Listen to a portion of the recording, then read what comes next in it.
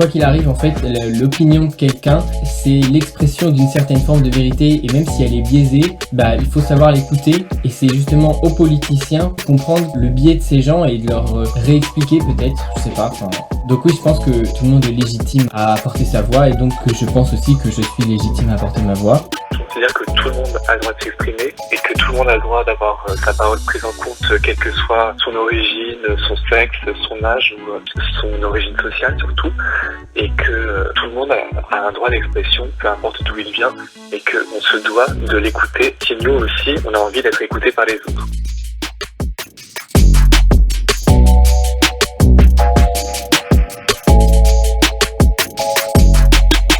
Si théoriquement tout le monde pourrait faire entendre sa voix, est-ce réellement le cas pour les jeunes ?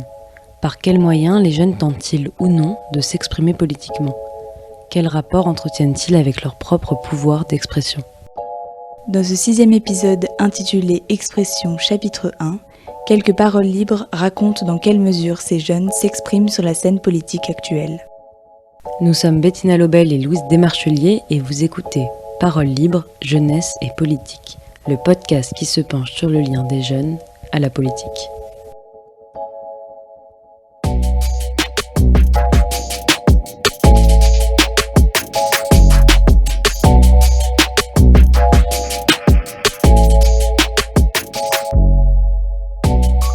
Il y a beaucoup de gens qui n'ont pas envie de s'exprimer, qui ne reconnaissent pas de figure, qui n'ont pas envie. Et même si, du coup, à l'inverse, il y a aussi des jeunes qui s'engagent, pour moi, il y a une immense majorité silencieuse qui est pas assez informée, qui dispose pas assez d'outils. Déjà, jeunes, on n'a pas assez d'outils pour pouvoir donner notre avis, ou en tout cas en avoir un d'assez concret. Pour moi, être vraiment investi en politique, c'est un choix. Et tu peux avoir des idées et ne pas t'investir. Du coup, j'évite de m'exprimer politiquement puisque c'est pas forcément la bonne idée à faire puisque on est dans un monde où de plus en plus on dit à tort et à travers qu'on est de plus en plus libre, etc. Mais moi je pense qu'on va dans l'autre sens puisque on peut plus dire ce qu'on veut. Voilà, donc j'évite de parler puisque c'est toujours source de conflit et j'ai pas envie de me battre pour des personnes qui n'en valent pas la peine. Je sais pas si c'est de la lâcheté, peut-être que c'en est, j'en sais rien. Mais en tout cas, je me sens pas de m'exprimer politiquement, en fait. Je sais pas, je me sentirais pas par exemple, de discuter, par exemple, sur Instagram, ou de faire, de mettre une story, ou un truc comme ça, où je dirais mes opinions politiques. Je fais pas, en fait, généralement, beaucoup parler de politique, même si je suis pas trop d'accord avec les gens, en fait. Je vais m'énerver peut-être, mais je suis pas dans l'expression, en vrai, en politique. Je me sens engagé écologiquement, par exemple, je suis végétarien, mais jamais je parle de mon végétarisme, par exemple. C'est assez recentré en moi et je l'exprime pas beaucoup, en fait. J'ai pas véritablement de moyens d'expression politique en ce moment, parce que j'ai eu tendance un peu à m'auto-censurer, justement dans le fait de ne pas me sentir légitime de parler politique.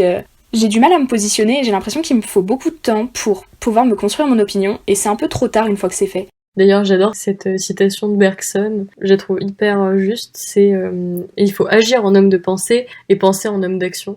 Du coup en femme, hein. Mais non, mais je la trouve très vraie et j'aimerais bien que ce soit le cas, j'aimerais que ce soit possible, mais à mon échelle, je me vois pas avoir une super association ou être maire ou ministre et à côté avoir le temps de penser à une utopie sociale et tout. Et en fait, je pense que l'utopie sociale doit quand même précéder l'action politique. Je pense que la théorie doit...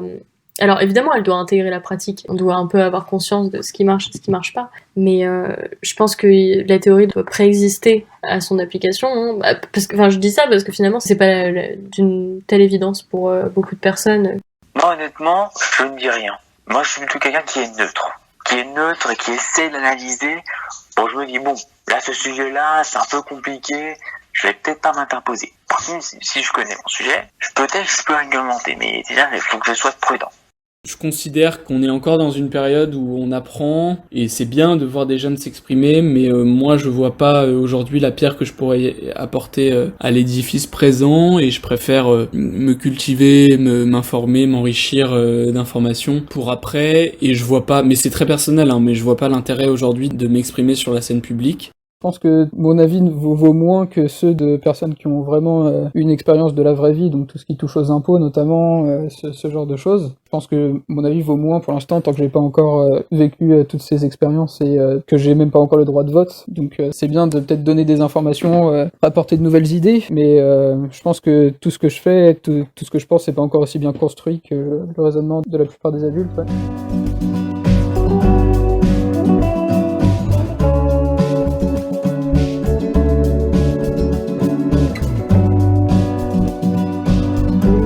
Moi, j'ai l'impression d'être moins crédible en tant qu'adolescente. Du coup, c'est pour ça que les adolescents, s'ils ont des opinions politiques ou quoi, ça va plus être sur les réseaux sociaux, par exemple. On voit très peu d'adolescents qui vont exprimer des idées à la télé, par exemple. Je trouve que le seul moyen où je pourrais m'exprimer, là, à l'heure actuelle, ça serait, les réseaux sociaux. Parce que c'est vraiment, c'est vraiment le moyen, on va dire, des pauvres, voilà. Pour entendre la voix des pauvres, on va dire ça comme ça. J'ai toujours bien aimé l'aspect des réseaux sociaux qui fait qu'on peut être entendu, qu'on peut exprimer tout. Parce que c'est pour moi la liberté d'expression absolue. Quand j'étais plus petit, par exemple, en 6e, 5e, 4e, j'avais un gros compte Instagram. Donc j'étais beaucoup branché films d'horreur, histoire d'horreur, tout ça machin.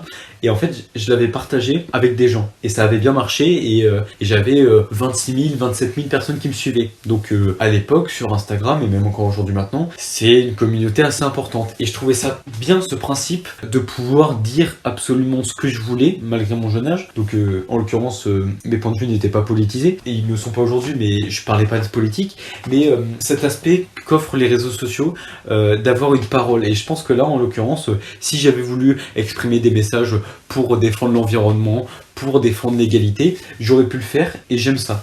Après, je pense que avec l'essor des réseaux sociaux, le grand problème, c'est qu'aujourd'hui, tout le monde a son mot à dire sur tout. Donc, ce que je peux te dire, c'est que je pense qu'il faut s'exprimer, il faut, si ça intéresse les jeunes, aller en politique, mais tout en restant humble et avoir son domaine d'expertise, son domaine de connaissance. Et toucher à tout ne rime à rien quand on est jeune. Évidemment, quand on est président, il faut toucher à tout. Il faut s'engager dans la politique, mais en restant humble face à notre jeunesse et face à nos connaissances, quoi.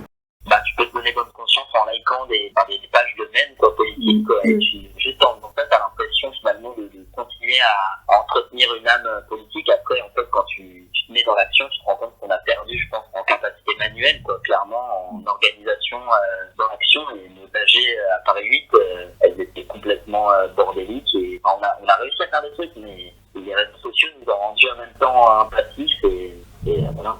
Enfin, pour moi, les réseaux sociaux, ça reste quand même un peu une jungle où en fait nos propos peuvent être pris pour des autres propos, ils peuvent être transformés.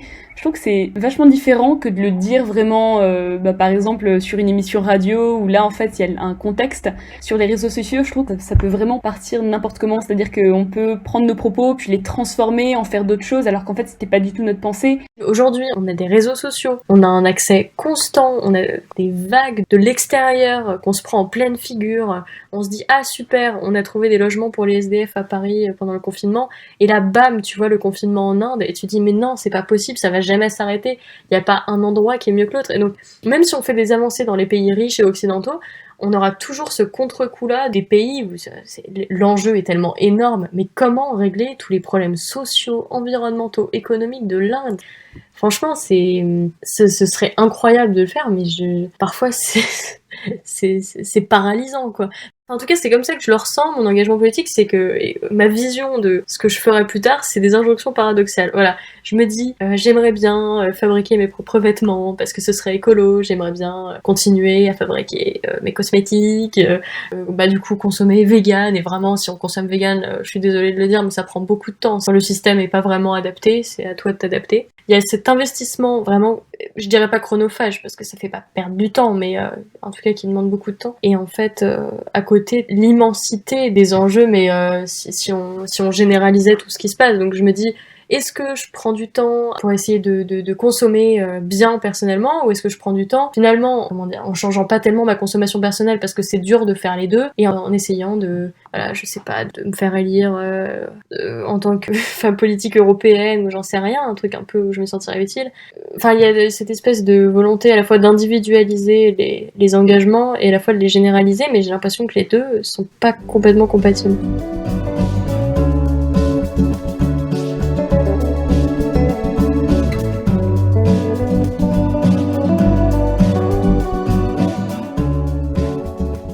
à travers la politique, moi j'essaie d'avoir une approche la plus personnelle possible. J'essaie de m'engager un maximum dans ce que je fais, que ce soit sous la forme de déplacements physiques ou d'écrits, de dessins, d'illustrations. J'essaie de faire beaucoup de dessins qui ont un sens, on va dire un peu métaphorique avec la politique, pour creuser un petit peu ce que je ressens par rapport à notre société actuelle. Moi, je pense que dans l'art en général, c'est super important de ramener une part de politique. Enfin, je dis pas que ça a pas de sens de faire de l'art sans politique, mais je veux dire, je trouve qu'il y a une certaine alliance qui se fait entre les deux qui est très intéressante, et c'est grâce à l'art en fait qu'on peut faire évoluer les mentalités.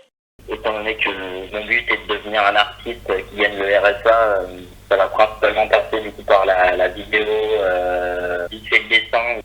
Par exemple, là, pour les Beaux-Arts Cergy, le sujet c'était Eat the Rich, donc manger les riches, et j'ai proposé une réponse vidéo où j'allais à la défense, j'écrivais avec des limes, les petites trottinettes de Starter, Eat the Rich avec 26 limes, et puis j'éparpillais des petits centimes devant les bureaucrates et les promoteurs qui sortaient du boulot. Ça c'était récent, et c'était un peu une révélation, genre c'est que ça peut aussi passer par la performance. J'écris pas mal de nouvelles engagées, ce serait un peu un bien grand mot, j'aurais pas la prétention de dire que je suis auteur engagé, mais j'écris 2-3 trucs qui peuvent un peu défendre des causes qui me sont à cœur, et puis j'avais lu quelques textes pour les salons de l'auto-édition, donc du coup là aussi ça peut, je pense, faire changer d'avis certaines personnes, et un peu montrer que ces causes en fait elles sont super importantes. Donc ouais, il y a l'écriture qui m'aide vachement à partager quelques idées, ouais. Oui, je pense que ça passe par plein de formes d'expression.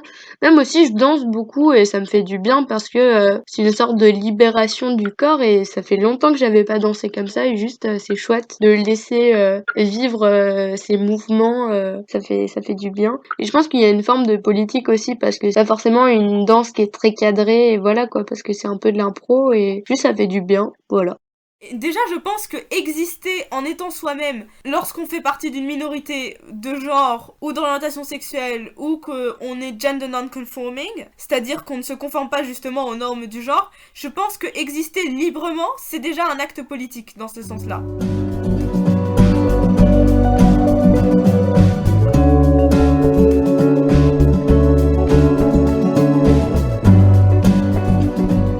Je pense que les jeunes tiennent déjà une assez grosse place en politique. On a vu ça avec le blocus des lycées, les marches pour le climat. Je pense que c'est vraiment un mouvement de fond. De plus en plus, les jeunes prennent part à la politique. Bon, même si ça reste qu'une fraction, beaucoup de jeunes s'en foutent totalement. Mais non, je pense que les jeunes prennent de plus en plus de place en politique.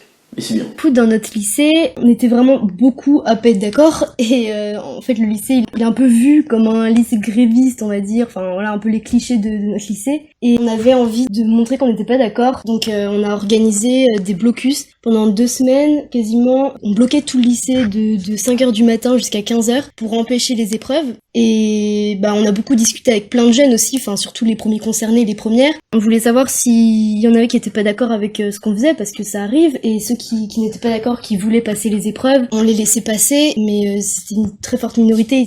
Et c'est arrivé aussi qu'une journée, on aille parler avec 3 autres personnes de mon âge, avec le directeur académique, et qu'on lui explique pourquoi on faisait ça, pourquoi on n'était pas d'accord, mais au final ça a été un débat un peu fermé d'esprit, on va dire, et ça n'a pas avancé à grand chose. En fait, il nous infantilisait un peu, en gros, ce qu'on faisait c'était des caprices d'enfants, quoi. Il nous coupait beaucoup la parole, et c'était vraiment pas très agréable comme débat, puis c'était surtout pour nous rabaisser, il nous menaçait limite, enfin bon ça par contre c'est moi qui l'interprète, mais il nous mettait un peu la pression pour qu'on arrête de bloquer en fait. Enfin ça a juste parlé dans le vide, on va dire. À la fin des 2 heures, on n'a rien appris de plus, on n'est pas arrivé à un accord, donc c'est juste rien passé. Donc pour moi c'était un peu un échec, on va dire. Le blocus, c'est largement politique dans le sens où ça te donne tes premières armes pour défendre des droits, et même si ça aboutit souvent à rien, ça permet déjà peut-être de faire converger des gens qui seraient apolitiques ou qui s'y intéressent pas. Ça permet déjà dans l'action peut-être d'emmener des gens qui seraient au premier abord pas intéressés, qui finissent par venir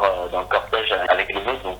J'ai fait plusieurs blocus de mon lycée dans le cadre du projet de retraite, de la réforme du bac, ce genre de choses, parce que je trouve que c'est un moyen efficace, quand c'est fait dans de nombreux établissements, de se faire entendre, et sinon de se faire entendre, de perturber le bon fonctionnement de la machine, quoi. Et quand on perturbe le bon fonctionnement de la machine, de toute manière, même si on n'obtient pas gain de cause, on aura déjà gagné le fait d'avoir perturbé le bon fonctionnement de la machine. C'est des petites choses qui, évidemment, ponctuellement, elles vont créer cet élan politique qui est nécessaire à construire un mouvement. Donc ça, c'est nécessaire de se révolter dans ces moments ponctuels, mais c'est en permanence qu'il faut combattre un système qui, de toute manière, est pas là pour aller dans notre sens. Ouais, on va pas se mentir, hein, mais les blocus, etc., souvent ça a été orchestré par des personnes qui n'avaient juste pas envie d'aller en cours, quoi. C'est tout, il n'y avait pas d'intention politique derrière. C'était juste une façade, quoi. C'était, oui, on est contre la réforme des étudiants du bac, là, je sais pas quoi. Les EC2, je sais plus comment ça s'appelle, bref. On veut pas faire cours, Bon, voilà, c'était juste le petit Gaëtan qui avait pas envie de faire son contrôle de maths, quoi, c'est tout.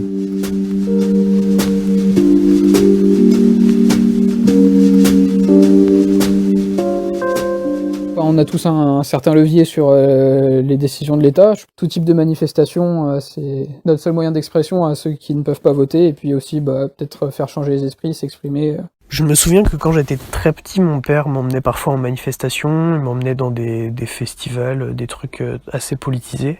Ensuite, il a un peu arrêté. Et moi, j'étais pas extrêmement politisé, surtout pendant mes années collège. C'est vraiment une fois que je suis arrivé au lycée, en seconde, j'ai fait mes premières manifestations et en fait, c'est là que ma politisation, elle a commencé à se faire. Et du coup, je suis allé en manifestation, je dirais à partir de la seconde, ouais. J'y suis allé beaucoup, très souvent. Mes moyens d'expression politique, c'est la rue. Je manifeste. Donc pour moi, c'est un moyen d'expression essentiel. C'est un endroit où on peut s'organiser, où on peut échanger, où on peut vraiment lutter de façon vraiment active. Je pense que mon expérience avec les Youth for Climate, ça m'a permis de trouver un moyen de m'exprimer, on va dire, et voilà, de me retrouver avec d'autres jeunes qui pensaient un peu comme moi. Tu vois, moi, quand je suis allée à quelques marches pour le climat, et que j'ai vu des gamins genre de 13 ans arriver avec des McDo à la main et après se colorier le visage avec du maquillage et des trucs qui sont faits avec de la graisse de banane, franchement je trouve qu'il y a un certain contraste entre qu'on veut défendre et ce qu'on fait vraiment et comment on agit en fait. Et je pense que avant de faire des marches pour le climat et de tout ça, tu vois, faut peut-être agir aussi individuellement en arrêtant d'aller bouffer dans des McDo ou d'aller se saper dans des grosses marques de fringues, quoi. Je sais pas, j'ai un peu de mal avec les marches pour le climat, à vrai dire. C'est vrai que j'ai l'impression que c'est, on va dire, des rassemblements qui peuvent paraître un petit peu, c'est méchant de dire ça, mais faux cul parce que y a des gamins qui respectent pas les choses, quoi, et qui sont en contradiction avec ce qu'ils représentent, on va dire. Donc voilà. En gros, c'est ça. Sur certaines idées, j'aurais tendance à croire les gens qui ont fait des longues études dessus, qui savent de quoi ils parlent, plutôt qu'un jeune qui a plus des idées connotées à ses sentiments, ou alors à sa moindre expérience. En fait, elle partage plus son ressenti et ses émotions, Greta Thunberg, que des réelles études sur le sujet. En gros, elle utilise des études faites par des scientifiques, mais en soi, elle représente pas les études faites par les scientifiques, elle représente les émotions qu'elle en ressent. Quand on écoute ses messages, par exemple, nous, on a beaucoup étudié en cours d'anglais les messages de Greta Thunberg. C'est je vais peut-être pas pouvoir retourner à l'école, le monde que vous nous laissez il est comme ça, etc. C'est pas un vrai message apporté par des arguments et des faits, c'est un message différent. C'est plus de l'émotionnel que de la raison pure.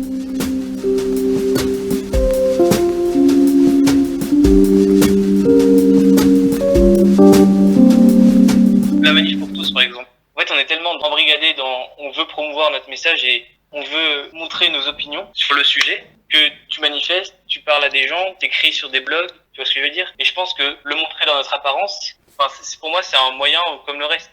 Je me suis rendue en Afrique et je prends comme exemple le Sénégal, c'est un pays dans lequel on voit très très très rarement des filles porter des jupes ou des shorts, quelque chose de court, c'est quelque chose de culturel du coup. Et moi personnellement, je sortais et je mettais des shorts. Et c'était dans le but de provoquer, c'est vrai, parce que je me disais, ma cousine à l'heure d'aujourd'hui, elle peut pas s'habiller librement. Et moi, j'ai le privilège de pouvoir sortir et de m'habiller comme ça parce que je suis française, donc on va pas m'imposer de changer de tenue.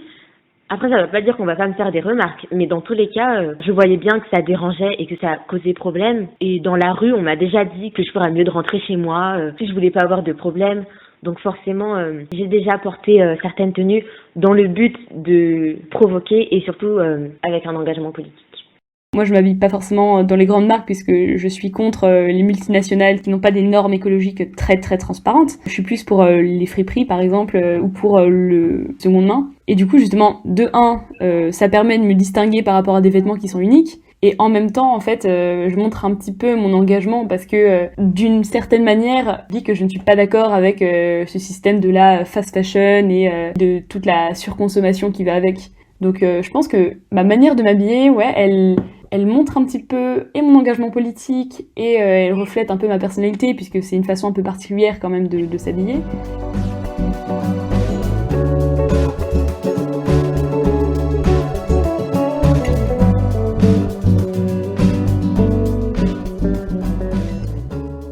La chose politique que je fais le plus souvent, c'est juste de parler avec des gens en fait. J'ai beaucoup de discussions, presque des débats, souvent avec d'amis. J'ai plein d'amis qui ont des opinions politiques qui sont pas les miennes et je discute vraiment très très souvent. Enfin, je passe plusieurs heures par semaine à discuter politique, on va dire. Mais je pense qu'il pourrait y avoir plus de clubs comme des associations comme l'IALAS pour le sport, des clubs de débat ou des choses comme ça. Je suis dans plusieurs associations. Par exemple, aux Jeunes Européens, qui est une association pro-Union Européenne, alors que je suis plus contre, parce que j'aime beaucoup discuter et avoir des débats. Quand on a des débats dans mon lycée, ou même avec des gens que je connais, j'adore y aller, pour non seulement dire ce que je pense, mais aussi pour voir ce que les autres pensent, parce que j'ai souvent changé d'avis sur certains sujets, juste en ayant parlé avec des gens de façon constructive. Je pense que dans certaines soirées, on peut nous prendre pour des gens très chiants, mais c'est un moment, en fait, quand on est dans l'ébriété, on libère une parole, et donc ça permet bien de pouvoir discuter. Je pense que la parole, de toute façon, ça a toujours été quelque chose d'assez extraordinaire, dans le sens où pour transmettre des idées, pour transmettre du savoir, en fait, on a toujours parlé. Même avant, par exemple, je sais pas, si on prend les orateurs romains ou grecs, c'est les orateurs, en fait, qui transmettaient le savoir au peuple, et donc, en fait, la parole, c'est quelque chose, de fondateur, je dirais. Par exemple, mon frère qui, vers la fin du collège, il est en âge maintenant de commencer à se poser certaines questions. Et du coup, ce que je fais, c'est que je discute beaucoup avec lui. Je débat aussi avec lui. Oui, je pense que sans la politique, je l'aurais jamais amené à prendre conscience de certaines choses. Et c'est surtout la quête, si je peux dire, en fait, de lui inculquer un certain intérêt, lui aussi, de lui permettre de développer un esprit critique. C'est surtout ce que je fais à l'heure d'aujourd'hui. J'essaye de transmettre. Je pense qu'à partir du moment où on est en désaccord, la politique est forcément problématique parce que ça change automatiquement la relation qu'on a avec une personne. Je veux dire, si on rencontre quelqu'un qui est favorable à la peine de mort, à l'interdiction d'avortement, tout ça, forcément, on a un réflexe un peu de dégoût, presque de rejet pour cette personne et ça va influencer notre rapport avec elle. Donc c'est pour ça, je pense que l'orientation politique et son opinion, c'est quelque chose qui doit quand même rester assez personnel et privé. Enfin, même si, effectivement, il faut qu'elle soit exprimée si on veut être représenté, mais dans la vie de tous les jours, je pense que moins on exprime ses désaccords et mieux on se porte.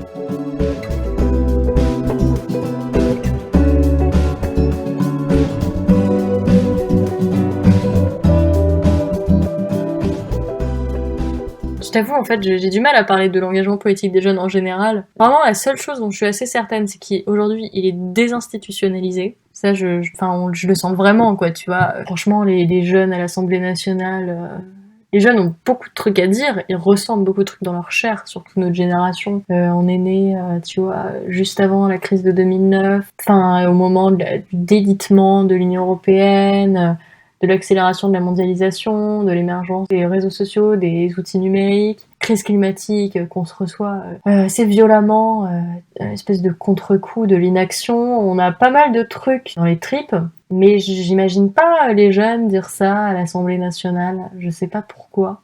Donc je pense que c'est pour ça que la démocratie participative, ce serait quand même assez intéressant.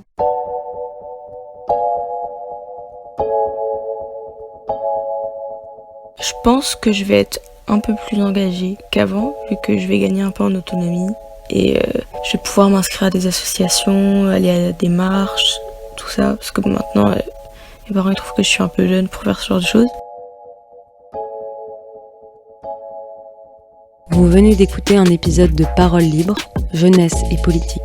Pensé, écrit, réalisé et produit par Bettina Lobel et Louise Desmarchelier.